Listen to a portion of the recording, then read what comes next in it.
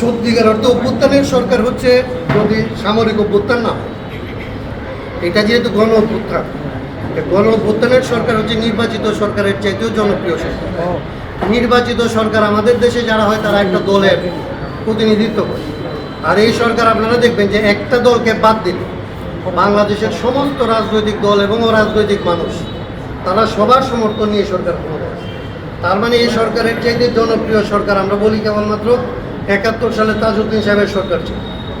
তো সেই সরকার অবশ্যই লেজিটিমেট হবে, কারণ তার যে লেজিটিমেসি তার লাগবে, কারণ এখনো পর্যন্ত এই সরকার কিন্তু লেজিটিমেট। আরেকটা প্রশ্ন আপনাকে বলি, অভ্যুত্থানের সরকার হইল এই সরকার লেজিটিমেট সরকার, এই বিষয়ে সুপ্রিম কোর্টের রেফারেন্স আছে, এবং এখনো পর্যন্ত এই যারা প্রেসিডেন্ট ছিল, যিনি আসলে নির্বাচিত সংসদ দ্বারা নির্বাচিত হয়েছিলেন প্রেসিডেন্ট হিসাবে, তিনি আসলে সেই সরকারের ধারাবাহিকতার মধ্যে এখনো পর্যন্ত এই সরকার পরিচালিত হচ্ছে।